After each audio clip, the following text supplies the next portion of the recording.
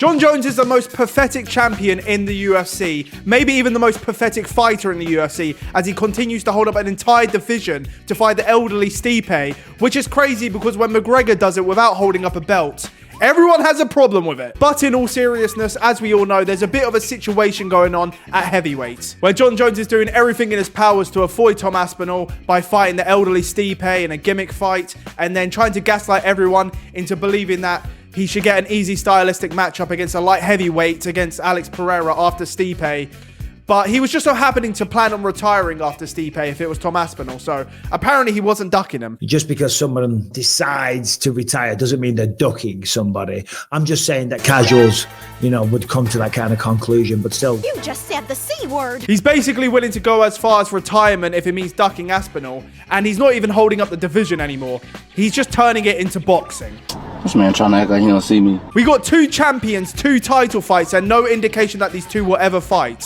I mean, he's trying to set up a champion versus champion matchup while there's another champion in the same division. This is mental. Meanwhile, in boxing, where UFC and the fans, myself included, love to hate on, we got Usyk taking on anyone and everyone, no matter where it is or how fucking gigantic they are. And then the saddest part is we just got Ngannou rotting in the PFL, making tens of millions, fighting bums, which I don't even care. The PFL's fucking shit anyway. They're fucking bums. And before I get into more of this, I just want to be clear. Yes, I'm a proud Jon Jones hater. Yes, I want to see him lose. I have seen him lose, but I want to see him lose again, this time more devastatingly.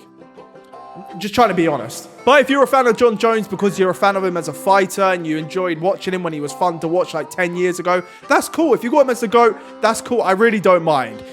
You're not the issue. The fanboy glazers are the issue. Like, whenever Jones gets criticized for anything, even if it's the most despicable thing on earth, you just see them in the comments sitting there like, it doesn't matter if he tests positive for multiple drug tests or ducks contenders or hit and runs pregnant women in their car. He's a gladiator living amongst peasants that we are. We just live in Jon's world because we're the pawns in his game as he sits in his throne of success as the GOAT he is. He bleeds violence. He's a lion, and only soyboy betas don't understand the GOAT like we do. If you're one of those freaks, then get help. Like, everybody fucking hates Greg Hardy, which, fair play, I understand, but because Jon Jones is better at fighting, we can't hate him because he has to deal with these demons. He's actually a hero, if anything. It was actually the demons that rammed his car into a pregnant woman and made him run from the scene. The community unironically comparing him to Homelander and Diddy all the time, and then you just got the fanboys there like, I don't know how anyone can hate him. He's a really nice guy. When I've spoken to Jon, my interactions have been fantastic. I saw him just recently in Vegas, and we stopped and we shared a picture and we had a laugh and we spoke for a few minutes, and I wish him all the best. He's a good person, but he's just making some bad choices. Domestic violence call. Female is bleeding from the nose and mouth. But if that disclaimer isn't enough for any of the Jones glazers, please let me know in the comments how he beat me up. I'm sure if his wife isn't off limits to him, then I doubt I would be. Or you could do that thing where you call people that don't like Jones a beta male because they're not a fan of a drug cheating, wife scumbag. At least call me a beta male for something more practical, like how I own an anime poster, or I'm spending my free time playing Hi-Fi Rush on Steam, which is a sick game, by the way. I'd highly recommend, especially if you need something to take your mind off beating women on the weekend. Beta! So yeah, everybody is talking about the Jones-Aspinall situation right now, from MMA YouTubers to fighters to UFC analysts on the UFC payroll that say anything the UFC want them to say. And then you got everybody on Twitter telling Jones to quit yapping, and whatever the MMA guru's doing, covering Jon Jones every week. This is a gay man. And I'm proud of him. And he needs to come out and embrace it. There's a fan base waiting for you, Jon. There's nothing wrong with what you are. Okay? Mindset of a champion. UFC 295's Jon Jones thinks about Stipe Miocic during sex. What is going on? Jon Jones just admitted Miocic pops up in his mind during sex. Could have been a joke. It all links together. They're not breadcrumbs when there's 1,000. Which, to be fair, credit to MMA Guru for managing to make multiple video essays speculating on Jon Jones' sexuality while yapping less than all the Jones fans do defending him. And it's not even just Jon Jones defending this. You got MMA media backing this, which, on a side note, if there's any UFC controversy, never listen to anyone that works with the UFC because they will yap about the stupidest shit like this. Jon doesn't want to do full training camps and do all this hard work at this point in his life. Oh, man. A UFC champion has to take on training camps and fight contenders. I hope he doesn't kill himself. he wants to do all this work for Pavlovich. He made that very clear. He was like, that doesn't excite me. But like the legacy part of Stipe excites him. And I think that both those guys deserve that. So all the people that are, oh, they need to do this and we got to stick to the script. Fuck off. Until you've done what both of those guys have done, then you get to have an opinion on what happens. Oh, okay. To be fair, at least Anthony Smith admits that his opinion basically means jack shit on this then. Okay. Fair play. Like, does he really have That's to go my back? point. Exactly. Does he really have to start back at the bottom? I don't even like John, and I don't think that's fair. Yeah, because starting from the bottom means getting an immediate title shot against a guy that wasn't even the champion and having fans to expect you to fight the interim champion. There's always going to be someone to beat you. So what are you going to do? Just keep giving somebody the opportunity. Yes, that's called being a UFC champion. I get Bisping fluked his way into a title shot and then was defending it against 13th ranked 46-year-olds. But this is so stupid. Turn the shit off. I don't even know who I'm yelling at. I'm the one that picked these clips. Jones is meant to be the undeniable GOAT, and then they're talking about him like we're forcing some Make-A-Wish kid to fight Aspinall. He's literally a champion. Just because you consider him the GOAT, he gets to fight whoever he wants. He wanted to fight his own wife at one stage. Which, sorry, that my bad. It was his demons. But I mean, she's bleeding from the nose and mouth. This guy's got a lot of demons, man. A lot of demons. They're acting as if it's unfair or unreasonable for him to fight Aspinall because, one, he's already done enough in his career. Which I can understand if there was a champion doing it for as long as John Jones has. You can let it slide that he's trying to take on some gimmicky fight to retire on. But after him trying to worm his way into an Alex Pereira fight afterwards, we know he's only intending to retire if he has to fight Aspinall next. And I even remember before the Garn fight, he was saying how he wanted to fight all these heavyweights. Yeah, that's what I'm going for, is the baddest man on the planet. I know that Cyril Gane is only one heavyweight. There's many more that's looking at the chops to get their opportunity to face me, and I cannot wait to meet these challenges. But now that Aspinall's the interim champion, he just so happened wanted to retire this whole time after the Stipe fight. It was probably his demons that said he wanted to fight the contenders a year ago. And then everything he's done legacy-wise is at light heavyweight, like 10 years ago. He's tested positive multiple times for performance-enhancing drugs, got in constant legal troubles, getting him stripped from the belt, ruining events. UFC have hated him for years for ruining events, couldn't even take on a short-notice fight against Chael Sonnen. And he's the only fighter I've ever seen test positive and then make Dana White and Jeff Nowitzki get on SportsCenter as his PR team to say how innocent he is while moving an entire event to another commission to keep it on. Like, I don't understand how someone could be so privileged by the UFC while at the same time being so entitled. And in all fairness, I can't really blame John or any fighter for trying to get the easiest fight they can. If I had to run into trouble, I'm not trying to fight Akuma from Street Fighter. I'm hoping they're built like this. But the fact that he's holding up an entire division for this and people's careers off one Garn win over a year ago, acting like a politician / keyboard warrior on Twitter, DMing people, shaming them, and the UFC doing everything they can to keep that going. It's wild. And I don't even get why the UFC wants this so badly. Like, they have to cover up Ngannou because he left them, or they just want Jones to be the GOAT of the sport. I really don't get it. Secondly, Aspinall is the young prospect, and that's just not fair on John Jones. Now, to be fair, it makes plenty of sense why Jones wouldn't want to take on the younger up-and-coming guy in his division, because that is what Jones' entire career is built off. So in Jones' career, he's had 29 professional fights, and from the data I can find online, he has only fought 3 people younger than him in his entire career. One of which being Reyes, which, let's be real, beat him, and another is Anthony Smith, which, let's be real, is mid. Like, it's so unfair to Jones and some of his fans that he would have to take on a guy 5 years younger than him, when the biggest win of his career is when he was 30, taking on a 38-year-old Daniel Cormier, which ended on a no contest because he tested positive yet again. And the list goes on. His title win against Shogun, who was 6 years older, which, to be honest, I thought it'd be more. I'm not even going to lie. Rampage, 9 years older. Machida, 9 years older. Evans, 8 years older. Chael Sonnen, 11 years older. Belfort, 11 years older. And all these guys, which, if we're being honest with ourselves, should have been middleweights. And in fact, plenty of them were actually middleweights. Like, how often have we seen John Jones take on someone his own age and size and then not look as impressive as when he's styling on a bloated middleweight that he towers over? And to be fair, that's not exactly his fault. That's just how it was back then. But like, still, that's his entire legacy, so. And if he didn't have such an incredible size difference over these guys, which, as we know now, for some of them, absolutely loaded on roids, how is it he was managing to manhandle them?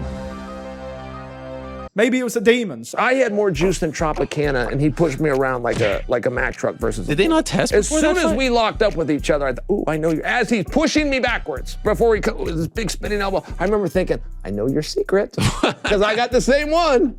And don't get me wrong, it's not like he's not an amazing fighter. I'm not saying he's not an amazing fighter, but let's just be honest, that's what his legacy is built off. All while stopping Aspinall from trying to build any legacy for himself because it's not fair to you, because he doesn't already have some legendary legacy, because you are in fact blocking him from trying to get... It doesn't make sense. It really doesn't. John Jones is holding shit up, let's be honest. Imagine Alex Pereira being like, Ankalaev, he doesn't have any champions on his record. I need someone more worthy.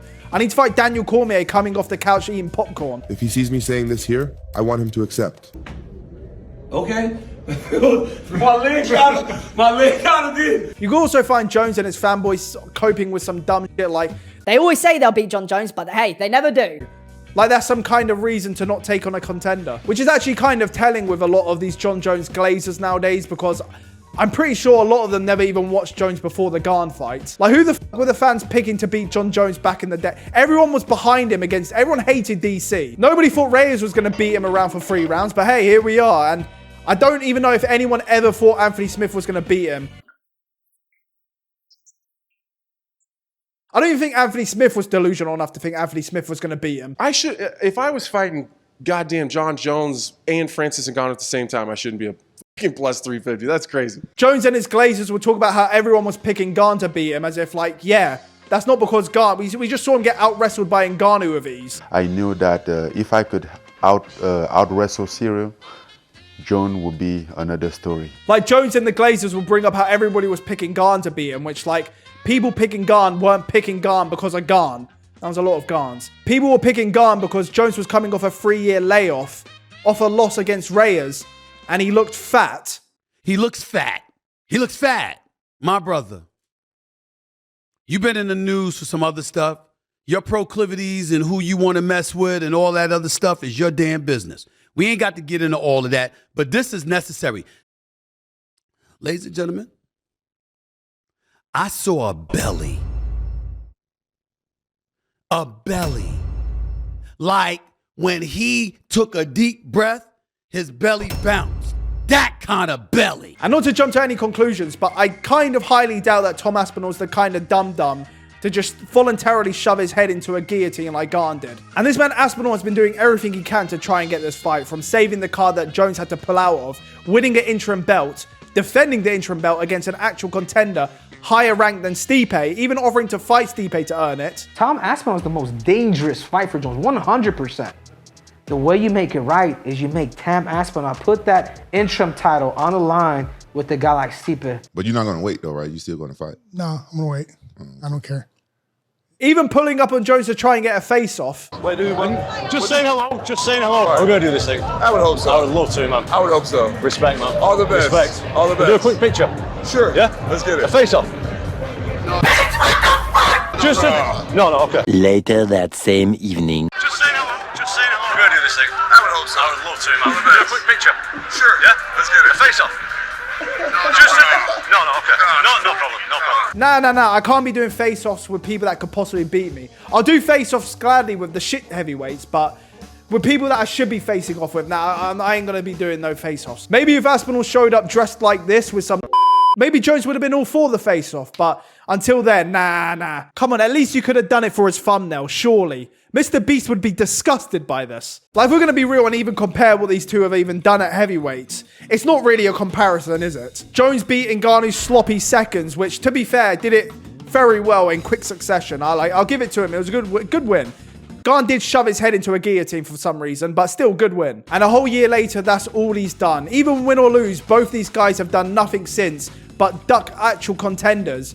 And I mean, to be fair, I guess Jones has been busy yapping on Twitter. And then on the other hand, you got Aspinall, who hasn't even gone past the second round before, has been taking on plenty of heavyweights, hasn't even gone to a decision before, and knocked out the scariest guy in the division at the time in a minute. Mostly round 1 finishes in his entire career. And I mean, even when he blows out his knee and loses a fight, he does it in 15 seconds. This guy is nothing but excitement. And then we have number 3 on the cope list, which only the UK fans care. Now, I just want to talk about this quick because to me, this is the funniest cope I've seen Jones yap about on Twitter, which, if you didn't know, he's been tweeting for days, if not weeks, yapping about this whole situation, coping. Just let's talk about your Twitter and oh boy. I mean, hey, I'm not putting that like, you know, anything. I'm just acknowledging what's out there. Okay. Because What's up? because you let it ride on Twitter. I let it ride. Yeah. Even to the point where people aren't even replying as much anymore. So he has to DM them, shaming people. Forget this, being such poor pieces of shit that they live in. Oh God, they live in apartments. Oh. This is Jones. What if I'm filthy rich and literally own not one, but 2 small mansions in the same town? What does that make me? I'm just curious. To that, the fan replies, all that money in the world, and you're still this much of an insecure coward. Just go fight Steve and retire so that we can forget about you already. Keep ducking Aspinall, pal. John then replied, I've already agreed to make $15 million in my next fight. Hell yeah, bro. I'm about to beat this old man up and ride off into the sunset. And I hope you enjoy watching it. Will, this is Jones. Jones wrote that. I'm telling you right now, as a guy that has exchanged direct messages with him, that he wrote that. I think he wrote that. I could be proven wrong. Sure. I could be proven wrong. But now this Cobra Jones is, in his mind, essentially nobody outside of the UK thinks, cares, or wants Aspinall next. I love how the UK have convinced themselves I'm afraid of their interim champion. I don't even need to say anything for this. If you just look at the first reply, it's not just the UK, it's everyone. No one thinks Stipe deserves to fight. This man's trying to get people on his side by making it a UK thing, which, fair play, I get there's people that don't like Brits, but, you know, as long as you like me and like the video, that's all I care about. And he's still got Americans in the replies, putting him in his place, ratioing him. I'm sorry, I know I'm making a video about him and I'm yapping, but this is embarrassing. This guy is he's a cretin, mate. It definitely confused a bunch of UK fans. Got them entitled thinking their boy really is the champion. Tom only matters in the UK, newsflash. Like, does Dum Dum over here think that all the criticism in his replies, which is basically all of his replies, are just British fans? Like, all of us British fans are just marching into his Twitter replies to flood out everybody else. It doesn't even make sense or a valid reason to not fight a contender, the interim champion. Everybody thinks Paddy Pimlet's shit, and the UK have managed to make him. The UK can make people big names. Like, what? You fought a French guy in your last fight. How does this even make sense? And it's funny that he's even taking this angle now, because I can specifically remember in the Garn build-up, Jones was saying something that sounded a bit like this. I'm excited, you know, being the heavyweight champion of the world, it means more when you're fighting guys from Cameroon and from France and from the UK and from all of these other different places. It just means more. For a long time, a lot of the legends I fought were American, and the heavyweight division has never been more diverse, and it means a lot to me to be an American champion. Sorry, do you want to say that again, John? I didn't quite catch that. Being the heavyweight champion of the world, it means more when you're fighting guys from Cameroon and from France and from the UK and from all of these other different places. But hey, as a Brit myself, maybe I'm the ignorant one here, and everything John Jones is saying is completely right and valid. Not like his replies would completely disprove that, but maybe all the non-UK fans really do want to see Stipe next. John Jones needs to be stripped. John Jones is ducking this man to a point where now this guy's defending the interim champion like he's undisputed. As far as I know, Tom Aspinall is the real champion. He's being as clear as he can without actually saying the words, ducking Tom Aspinall. He is. We want to see John Jones fight Tom Aspinall. Aspinall's got the interim belt. John's got the belt. It just doesn't make any sense. Just freaking make them fight. Make John Jones vacate or take the belt from him. Like, I don't get it. Why is Tom Aspinall looking more like the undisputed champion than the undisputed champion? But he's looking for the easier fight, because Tom Aspinall is the tougher fight. There's no doubt about it. Everyone's going to tune in to watch John Jones fight Stipe, who is considered to be... No, not everybody is. I don't think there's a whole lot of people that even care Do you anymore. think it... We have gotten to the point that John Jones, to argue that this fight should happen, is that it's a charity match for Stipe. Oh, well, what am I supposed to do with Stipe? Stipe, he's relying on this fight to help support his family. Like, if I don't do it now, think of what happens to Stipe. We don't care. We don't care. But enough of why Jones doesn't want to fight Aspinall, even though he's the champion and Aspinall is the interim champion, and it makes complete sense and it should happen next. We've been over it. It's whatever at this point. Why Stipe? Well, he's the heavyweight GOAT that just so happens to be 42 years old by the time the fight will happen. coming off a brutal knockout by Ngannou over 3 years ago now. 2 knockout losses in his last 4 fights, dating back to 2018. And I haven't seen him walk without a limp in that entire time. And I can't even tell if he's with his wife or carer nowadays. And he works a full-time job as a firefighter, which fair play, but like, Jones ain't doing firefighting. He's doing a lot of other things outside the cage and training. I think you get the point, and not to bring Stipe down, but in the sake of being a Jon Jones hater, I'm gonna. This man Stipe, get this, has never fought in Phenom shorts. Hasn't fought since Pereira managed to make his UFC debut, beat 5 champions, and win 2 belts. The last time Stipe won, the PS5 wasn't even out. And why is it now that Jones wants to fight Stipe? He didn't want to move up and fight Stipe when he was actually in his prime. He didn't want to push for the fight with Ngannou. He didn't want to fight Cain Velasquez when he was champion. I think that's going to happen within the next 2 years. I'll go up to heavyweight permanently. I've been really thinking about me and Cain Velasquez going at it. I think it'd be huge for the sport. You know, he's definitely the toughest guy in the division, and he's not that big. And he didn't even want to fight DC at heavyweight. I'm a realist, you know. Daniel Cormier is a special athlete, and everyone can be beat. And I think my greatest chance of losing would be to a guy like Daniel Cormier, with giving him a power and strength advantage over me. It just doesn't make sense. Right now, I make light heavyweight very easily, and it just would make no sense to fight a guy who I think technically on your level, and to give him a size advantage. I'm not doing it. I'm not doing it. I'm sure my fans don't like to hear me talk like that, but that's just me being a realist. Are you ruling out heavyweight, period? Oh, no, just not against, I mean, a lot of people consider him the greatest ever. So to fight the greatest and give him a size advantage over you is just like, I'll fight heavyweights, just not someone as smart as DC at heavyweight. It couldn't be that Stipe is completely washed now and Jones and UFC can play politicians to spoon-feed dum-dums into thinking this is some kind of amazing historic event, when in fact it's a glorified Bellator 2017 washed-up legends matchup. Despite what Stipe weighs, he'll never be younger, he'll never be faster, and I can't wait to destroy him. And it's funny when it comes to shitting on fans for not wanting this fight, as if the UFC acts as if they give these events for free, it's like it's charity. They charge $80 for these events. At least that's for the people that actually pay for that shit. I love stealing things. And of course the UFC is painting it in the way that they are, because you already know this isn't going to be some exciting fight build-up outside of the fact they're going to say it's GOAT versus GOAT. You have a press conference where Jon Jones is going to say how this is a GOAT-defining moment. And then you're going to have Stipe, who you can barely understand a word of what he's saying, just say how he's excited to even be getting this fight. And I doubt that a 42-year-old Stipe and a fat Jon Jones is going to put on Fight of the Year or anything. Damn. That is probably going to be one of the craziest fights of all time. Yeah, I'm going to watch that one.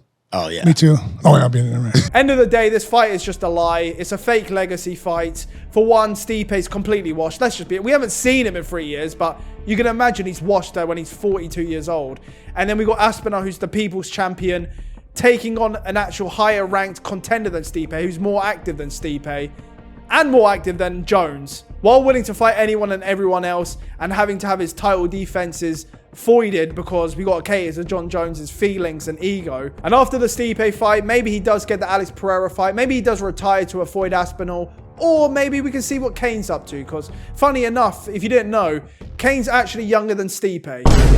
So I was going to wrap the video up here, however, I've just downed a few energy drinks and my eyes twitching, so I thought I'd take the time to clear a few things up and mention a couple things in case anything was misunderstood. For example, talking about Jon Jones at light heavyweight, I'm not trying to say these guys sucked or anything. I mean, I grew up on the UFC 2009 video game, so believe me, I loved this era of light heavyweight. Forrest Griffin and Rampage Jackson, some of my favorite fighters ever. Most of these guys, pretty much all these guys are legends, you know, except for Fetor, the cunt. So don't get me wrong, Jon Jones's resume is incredible. The amount of legends he has on there. I just think it's worth mentioning the context behind it all, especially when we're talking about how unfair it is for Jon Jones to be fighting the younger guy by 5 years. That just so happens to have done more than enough to earn the title shot. Chael Sonnen was coming off a loss at middleweight before the Jon Jones fight. Actually, I guess some things never change. And come on, how can you tell me these guys belonged in the same weight class when people like Khabib get regarded as a weight bully? And when Jones makes it very clear that he doesn't want to give up any advantages when it comes to size, which is understandable, But I mean, is it really GOAT behavior? Max Holloway would be disgusted. Like this, way into a heavyweight, Francis Ngannou has to fight him. Bring it on, brother. Think I care? So even some fighters is worried about certain weights. Why? If you're on the pound for pound list, you should be willing to fight anybody. That's what the pound for pound list is for, right? Ain't that what the pound for pound list is for? Even in the comments under the interview where Jones was saying that he wouldn't give DC any kind of size advantage, I actually noticed a John Jones fan saying in the recent comments, John Jones saying he wouldn't put himself in any danger against DC at heavyweight proves he is the GOAT. The best fighters don't care about being entertaining. And at the end of the day, man, we put our lives on the line to be entertainers. You understand that? Sure. They care about winning. Why should he put himself in a position where he knows he would be at a disadvantage? Now again, I get not wanting to give someone a size advantage when you don't have to is a reasonable thing. But when you got fans saying this is why you're the GOAT, what are you on about? You That was uncalled for, I just wanted to say it. It has nothing to do with being entertaining, and I understand it's an easy thing for a fan like myself just sitting on my ass making a YouTube video to say all this, but you'd imagine the legacy part of a champion moving up is to move up and then beat the best guy in the next division. Is it not? Like, imagine if Jones had moved up and beat Ngannou and was taking on Tom Aspinall next. Even a hater like myself would have nothing to say to that. I prefer really not to speak. If I speak, I am in big trouble. In big trouble. I'd find a way to cope somehow, but either way, it would actually be some undeniable shit. Not, you know, beating Garn and then taking on a 42-year-old Stipe. But waiting for Ngannou to leave, pricing yourself out of the fight for an amount of money that you know you're not going to get, and then jumping on the opportunity to fight Garn, and then acting as if Stipe's the next biggest challenge. It just ain't it, let's be honest. The stuff that he's been through to show up and think he, you know, basically demand $15 million or $20 million or $30 million. It's crazy. There was zero negotiation. Whether you go heavyweight next, whether you used to fight Dominic Reyes next, whether you fight Jan Blachowicz next, you were going to get paid the same amount, and that's what made me retire. Being the greatest of all time doesn't mean you get $30 million. Being able to sell. John Jones has done a lot of things to himself. He's saying, in one of his tweets, he was saying that I tarnished you? You've done a very good job of tarnishing you. Do you want to fight soon? No, I don't want to fight soon. I don't want to fight soon. I have no interest in fighting in the UFC until I get paid what I believe I'm worth. And when he's ready to come back and fight, he can. But I'm also very aware that I have the voice and the platform to make change. Most of the guys who are doing the absolute worst are not in a position that they could say publicly, I have a second job. I'm borrowing money from my parents. Right. I know so many fighters that are living in the Jackson's MMA gym because they can't afford to have their own apartment. And they're UFC fighters. And they just fought. So this is sad. And if I have to have a bad relationship with Dana, sit out for 2 years, 3 years to bring light to what's happening. Let's not sit out for two years. To bring light to what's happening, then these are the things that people remember you for more than winning belts. I want to announce you that I'm officially partnering up with the PFL. Francis is a big old pussy. And I get it's wild me even saying this, but it's basically faking it till you make it. These are still incredible names, and dude is an incredible fighter, don't get me wrong. But when it comes to the legacy side of moving to heavyweight, it's completely lost here. We all know the term undisputed mean nothing here. Yes, it really mean nothing. It's wanting all the accolades in the easiest way possible at the cost of fans seeing you just duck and dive the interim champion by any means. But wanting and protecting as much legacy as you possibly can makes perfect sense for Jones, because his entire redeeming quality about himself in his own mind is his legacy. That's why whenever he's criticized for all of the horrible bad things he's done, the only way he knows how to respond is by how great he is. This is why it seems that he never learns his lessons or stops doing this type of behavior, because in his mind he can accept how bad he is outside of the cage as long as he's the greatest. And anyone that criticizes him is just envious and doesn't understand how greatness is. So Brendan Schaub, on Chael Sonnen's misdemeanor citations, he was protecting his wife, unlike John Jones. He was protecting his wife, unlike John Jones. And then Dan Hooker comes on and says, imagine beating up 5 people, not one of them is your wife. Ooh, and so Bones fires back. Every opportunity you've had to make a name for yourself and be closer to your boy Izzy, you drop to the ball. You can't achieve greatness, so you hop online and attack someone who has. Sounds about right. Then Dan Hooker comes back and says, I was triggered by your disingenuous attempt to bring attention to Chael's situation. He was arrested for defending his wife. You were arrested for assaulting yours. Oh, and then we got one more. 10-8. Life hack. If you don't beat up your wife, family events will be more enjoyable. Merry Christmas, bitch. I mean, that's a fucking 10-8, let's be honest. I really was partying a ton, and What was the last time you partied in relation to the fight? Oh man, I don't want to go back there, man. It's been a long time. It's been a long time since I was, living that type of life, and I try to leave it in the past. I got the Hall of Fame tonight, and then you're gonna put me on this by walking down the street. I'm sleeping better, eating better, drinking less alcohol. A black man can't drink. And I think when I come back as a heavyweight, I'll try to do more legally controversial shit. so heard me in my Hall of Fame night just because I'm big and black. And what did I do? Especially today when I'm really making an effort for the first time to really get my shit somewhat together. Say your name publicly. Say it. You're what? John. Officer Nerd. Dude, you're in such a good place right now. And I do feel good. My last DWI has done a lot for me, man. It set me free in so many ways. It embarrassed me. It reality checked me. I've never been on camera drunk for the public to see like that. It was humiliating and somewhat of a bottom for me, and I'm ready to snap it into high gear. I came from my Hall of Fame ceremony, and I'm black.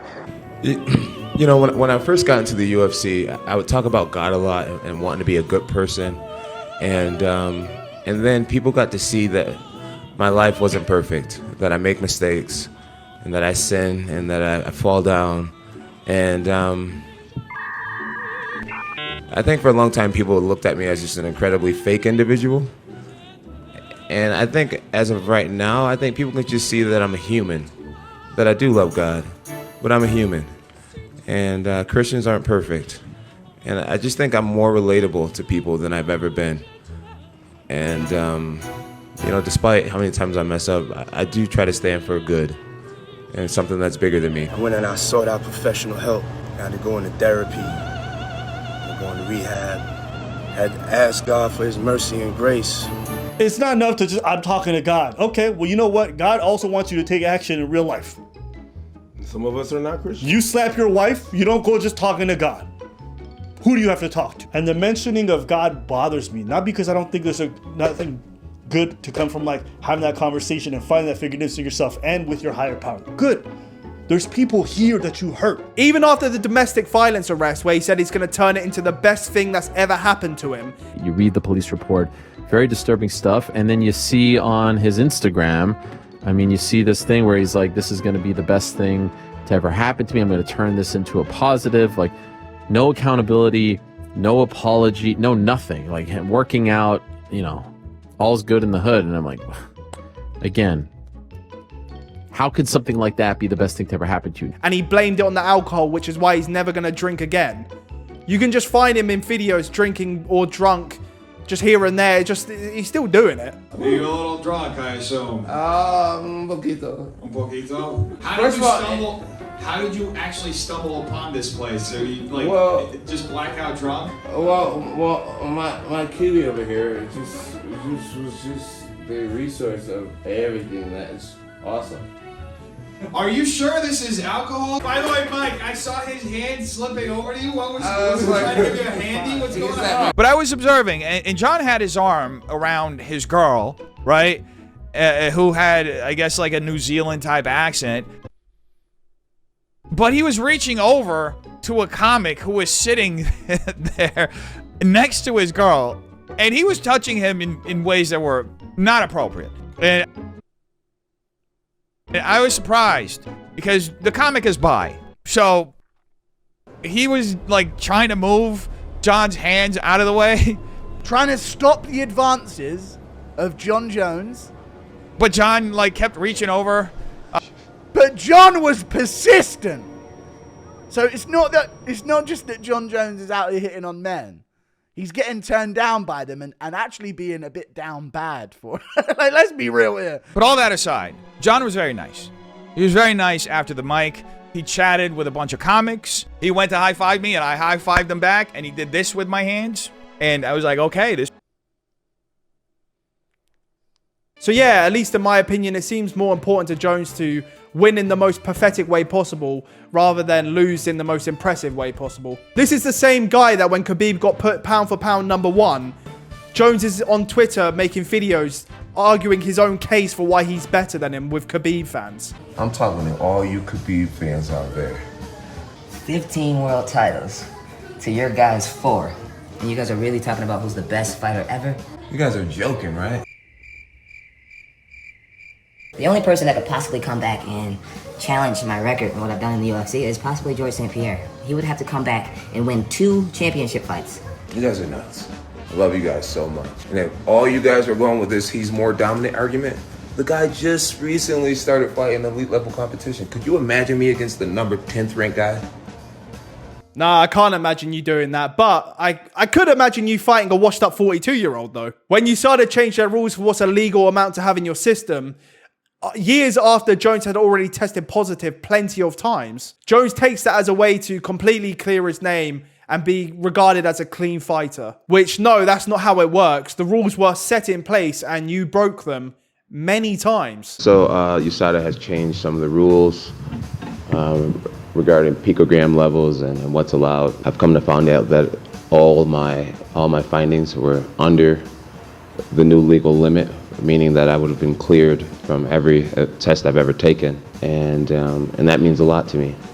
I'm grateful to be the athlete who fought the system. I do believe that I don't know if it's the word carry the cross or like took the bullet for the rest of all the young athletes. People considered me a cheater. Yes, because you were. Now, if that same rule would have applied back then, it would have never even made the media. It would have never been a deal at all. And if the rules of the 1920s applied today, then you wouldn't have got pulled over for drink driving. My win over Daniel Cormier would not be a no contest. It would be a knockout. With these rule changes, maybe we can go back and make that no contest to win. That would mean a lot to me. Oh my God, ain't no way this is the GOAT of the sport begging to have a no contest turned around because he didn't have that much steroids in his system when he got caught. I have no ill will towards USADA or... Ain't no way the GOAT of the sport is playing the victim for being caught. I was the first one and one of the biggest names to go through it. And I'm glad I did, because some of these younger fighters wouldn't have been able to survive something like that. They would have just been cut or not been able to afford the lawyers. Or they could have not been caught for steroids. So I took the bullet for this sport, for Major League Baseball, and I'm glad that fighters in the future get to avoid what I went through. It was hell being considered a steroid cheat. It wasn't considered, you were. And I'm glad that people can see clearly now that I never was. You were. And I feel set free. Again, it's all about winning by any means necessary while getting all the accolades along with it. I mean, I tested positive all those times, but I'm a clean fighter, I swear. You even admitted that you hid under the cage from a drug tester for God knows how long. And you've tested positive multiple times. It's obvious. Kind of like, it's factual. And if anybody wants to say how everybody does it, especially back then, listen, I get you. I understand. But how many of them were testing positive constantly? And how many of them have the testosterone levels of a castrated man? On paper, when you look at his testosterone levels and his ratios of testosterone to epitestosterone, like when he fought DC, they were so out of whack that it would not be explainable, in my opinion, by anything other than some sort of suppression of your system via the usage of something. So to me... Not hard training, because hard training does suppress it, right? Yeah, but to the degree where he's literally like a female... Probably not. So he... Really? It was that bad? Yeah, so normally the levels would be over 10 times what he had in general. I'd have to pull it up to remember exactly, but he was like in the single digits for urinary testosterone, which otherwise should be like, it was like 60 plus or something. He was like 4 or something. And it was multiple data points of his testosterone being single digits to a point that would indicate significant suppression, in my opinion. What could be another possible explanation for it, other than significant suppression? Of the super low test Yeah. levels? I don't know, castration. Really? Is that bad? Yeah, it was pretty fucking bad, dude. Maybe we could go back and make that no context to win. That would mean a lot to me. Something I really want to focus in on, in case it was missed somehow, is how hypocritical this man is. At least in my opinion. No, not even, it just is. As ironic as it is for me to say this, as I have a channel where I'm just talking, I don't even care. This man is a professional yip yapper. Badass fighter, don't get me wrong. He's sick at fighting, but a professional waffler nonetheless. The topic, when you started the fight, the low blow happens almost immediately. Did that throw off any focus or rhythm? Obviously, right there at that first opening seconds of the fight.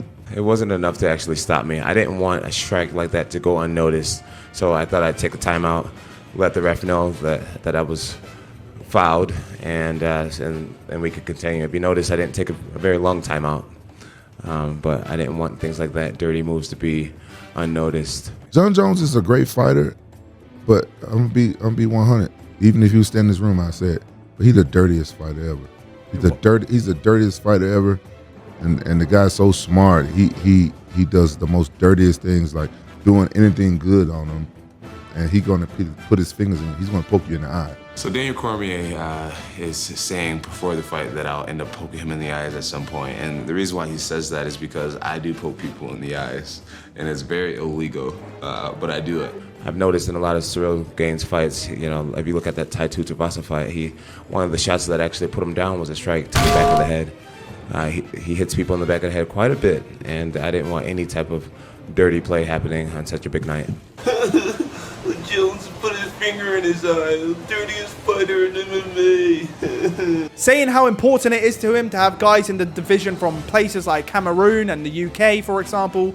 But no. The guy from Cameroon, I'm going to need 30 million to fight him. I'll fight the 42-year-old American guy for half of that, but the Cameroon guy, I'm going to need 30 million. Oh, Tom Aspinall's the interim champion and you want me to fight him next? Nah, only the UK cares about that bum.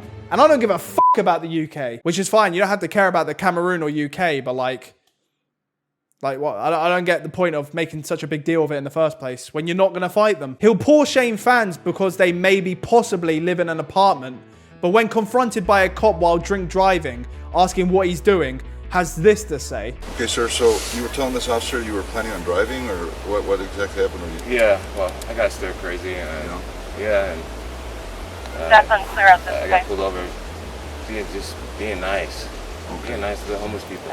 So by being nice to the homeless, do you just mean you're not poor shaming them because they're not calling you out for yip yapping about a fake legacy fight on Twitter all day? Even though it's flattering being begged, I'm done with the distractions. Got the biggest fight of my life coming up. To which a fan replies, easiest. You can look past Stipe, I won't. Hell yeah, bro. I'm about to beat this old man up and ride off into the sunset. When Dustin Poirier is talking about potential retirement after Islam Makhachev. Wait a minute! Did he say he's considering retiring after his next fight? Mind blown emoji. He's not holding up a division defending a belt against BJ Penn. He's taking a title shot against the pound for pound #1, Islam Makhachev. Dumb. When Tom Aspinall is saying how the Curtis Blades rematch is a lose-lose situation because it's a risky fight and he's not that big of a name. Oh, the irony. He's still taking the toughest contender available to him. Dumb. Even doing it defending an interim title because you're holding up the division fighting a 42-year-old.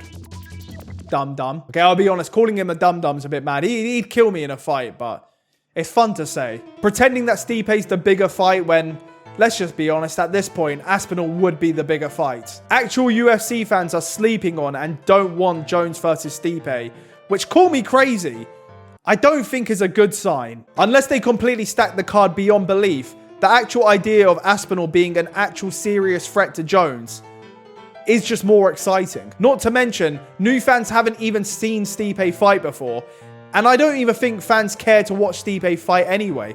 I'm pretty sure most fans just assumed he was retired. Like, how often were you seeing fans in the last 3 years beg for Stipe fight news? The guy's in his 40s. I'm pretty sure there's There's probably someone that thought he was actually dead. So I'm going to actually end the video here before I have to keep unnecessarily violating Stipe.